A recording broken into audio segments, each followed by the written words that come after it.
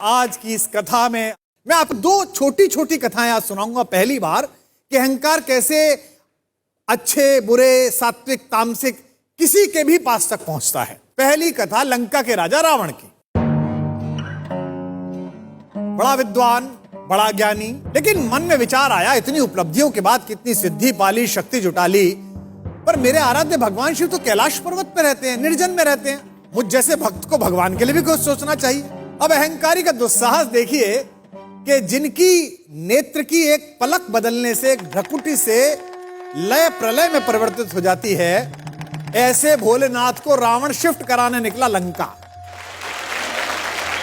पहले तो उसने भगवान शिव से लंका में निवास करने की प्रार्थना की, पर जब वो एप्लीकेशन पेंडिंग पड़ी रही, उत्तर ही नहीं मिला, तो रावण ने सोचा यार भगवान से भी क्या पूछना, मुझ में जब इतना बल है, दुनिया उठा ली, तो कैलाश को उठा के यहां ले आता हूं, शिफ्ट कर लेता हूं और भगवान समेत तीनों लोग यहां पर बस जाएंगे। रावण ने कैलाश पर्वत को उठाना चाहा। जब कैलाश पर्वत के नीचे जाकर उसने जोर लगाया तो हल्की सी हलचल बढ़ी, जीव जंतु भयभीत हो उठे।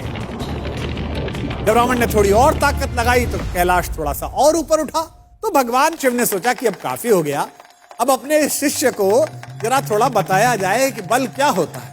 तो भगवान ने अपने अंगूठे से धीमे से कैलाश को दबाया। अब भला भगवान की अटल इच्छा के आगे किसी का बल क्या ठहरते। रावण से वो पर्वत टस से मस नहीं हो पा रहा था और इसी क्रम में कैलाश पर्वत के नीचे उसका हाथ आ गया। हम अक्सर अहंकार में अपना हाथ यानी कि पुरुषार्थ फंसा लेते हैं। हाथ ऐसा फंसा कि निकला नहीं। रावण ने पूरी शक्ति लगाई और जब फंसा हुआ हाथ बिल्कुल निकाल नहीं पाया, तब उसे समझ में आ गया और अंततः उस तथाकथित बलशाली को उसकी प्रार्थना करनी पड़ी। भगवान शंकर ने इस प्रार्थना को सुना और उन्हें समझ आ गया कि अब इस मूर्ख को, इस अहंकारी को अकल आ गई है।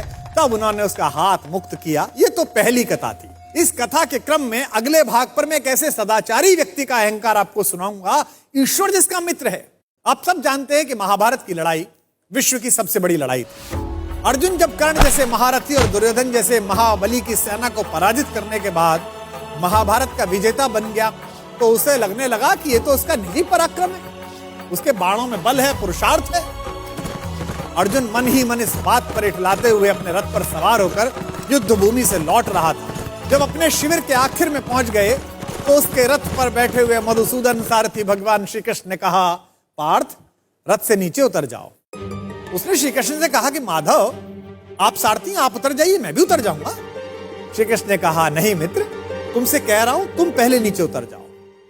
जब यह विवाद थोड़ा बढ़ा तो अर्जुन के ठीक पीछे खड़े हुए धर्मराज युधिष्ठिर ने कहा, द्वारिकाधीश अगर कोई बात कह रहे हैं तो उसमें कोई संकेत है।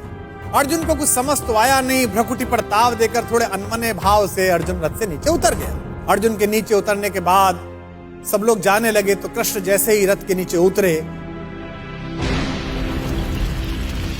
रथ में एक भयंकर विस्फोट हुआ और रथ छोटे छोटे टुकड़ों में बट गया। विजय का सिंहासन सामने देख रहा था जो अर्जुन, जिसके सिर पर विजय का ताज था, उस अर्जुन ने पलट कर देखा तो माधव मुस्कुरा रहे थे और रथ जल रहा था।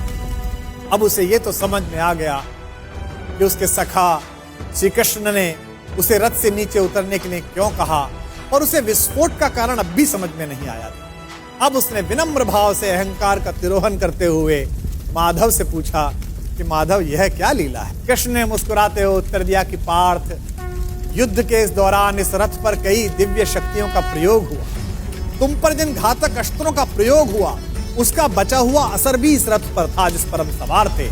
लेकिन वे सारे अस्त्र शस्त्र और वे घातक शक्तियां केवल इस कारण से काम नहीं कर रही थी कि मैं वहां उपस्थित था। अगर आज मैं इस रथ से तुमसे पहले उतर जाता अर्जुन, तो इस युद्ध को जीतने के बाद भी तुम जीवित ना होते।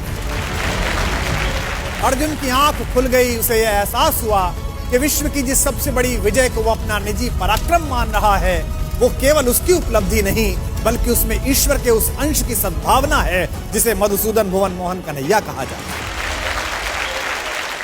ये कथा ये बताती है कि सिद्धियों के मद में खुद को इतना शक्तिशाली मत समझो कि जिन्होंने हमें सिद्धियां दी हैं उन्हीं को आप आंखें दिखाने लगो। याद रखिएगा, आपकी प्रत्येक सफलता के पीछे कृष्ण जैसे ऐसे असंख्य लोग हैं जिनकी चुपचाप और अदृश्य शुभकामनाओं के कारण आप इस विजय रथ पर सवार हुए हैं। जब भी आपको यह लगने लगे कि आपने ये ऐतिहासिक उपलब्धि स्वयं की बुद्धि शक्ति के कारण पाली है, तो बस उन लोगों के बारे में सोचिए जिनके सहयोग के बिना आपकी ये यात्रा इतनी आसान न होती।